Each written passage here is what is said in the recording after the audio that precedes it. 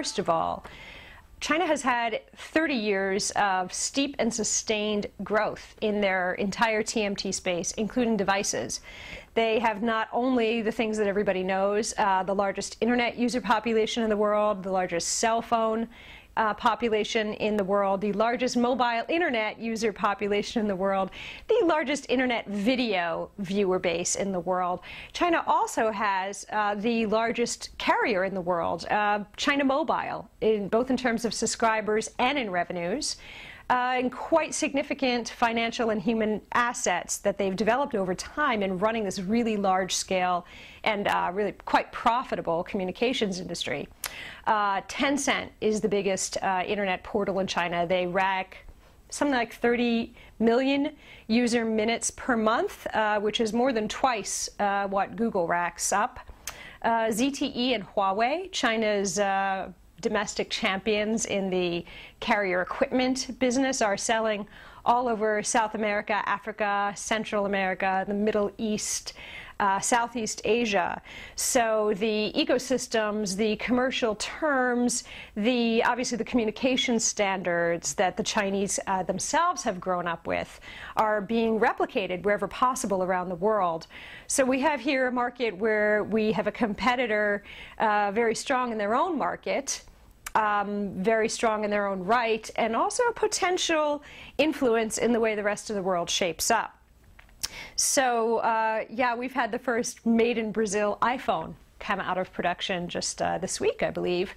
But Foxconn and Flextronics and the other OEMs that are smaller and Chinese-owned are still made in China. So for the foreseeable future, I think it's fair to say that a lot of the tablet computers and devices are going to be made in China. And the fact that that fixed asset base is there in China makes everything that happens there sort of that much more relevant to us. Some facts and figures. I guess the initial question that I heard through Fonz was about tablet and mobile computing, smartphone, actually.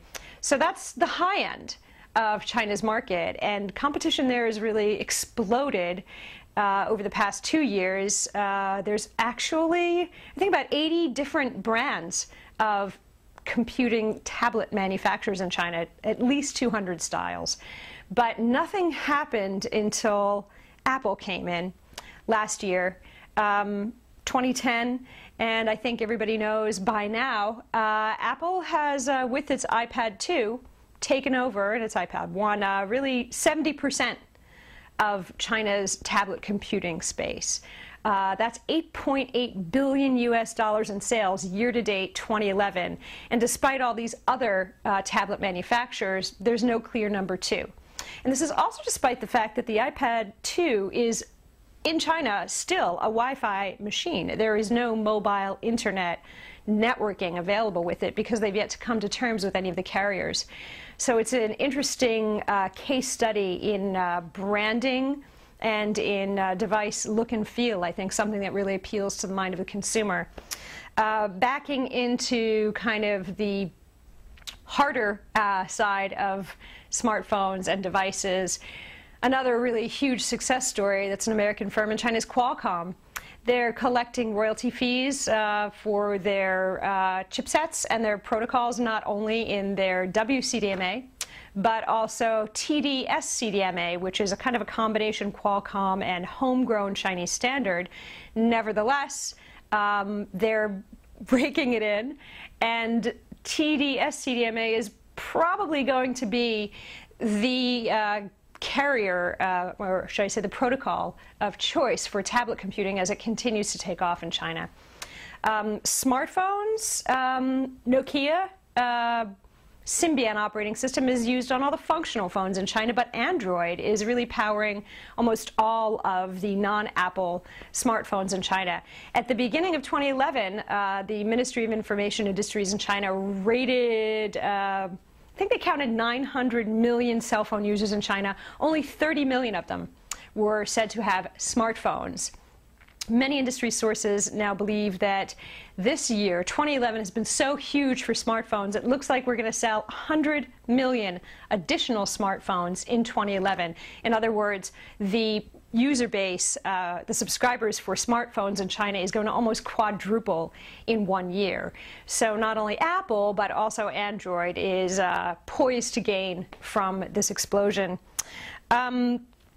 You know, China's market is obviously big and complex, and it's very high velocity. We can see with the example of the takeoff, the very rapid takeoff in the Apple story, how quick things can change. But I've got two other 2011 trends that tell a similar story about the speed with which things can move. Microblogging took off this year. Sina Weibo has less than 2 years of history, or actually, nope, 2 years of history in August.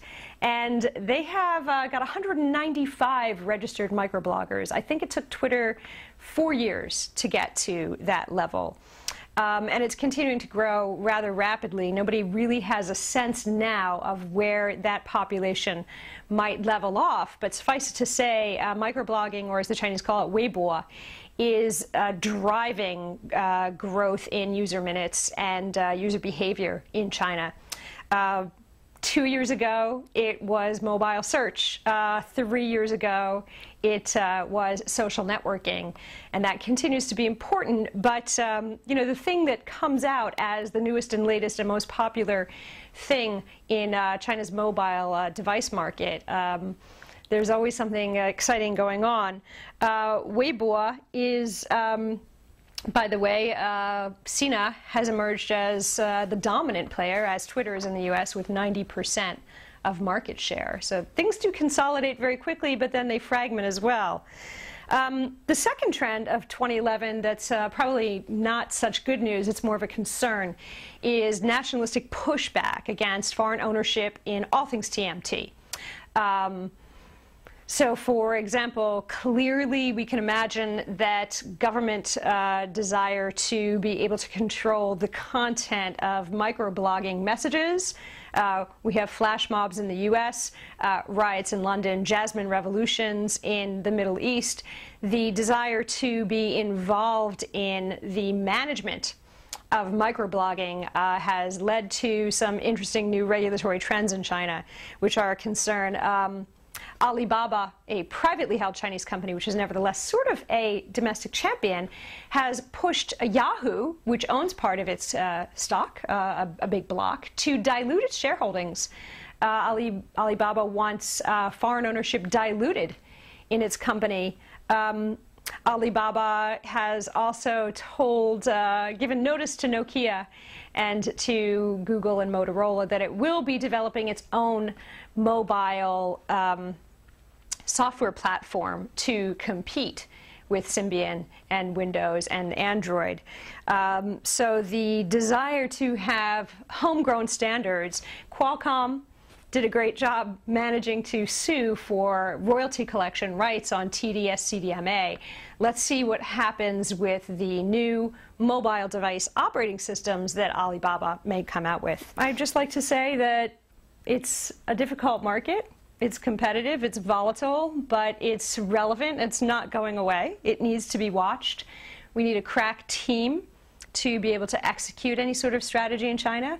Prerequisite for that strategy is an ability to see the market in China as it really is, to be able to predict what kinds of changes might be coming down the pike, and really to manage Chinese and Chinese capable talent. These are kind of generic skills that are applicable in every industry.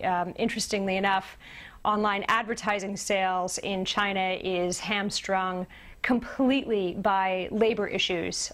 Very difficult to find a sales force that is both ethically consistent and creative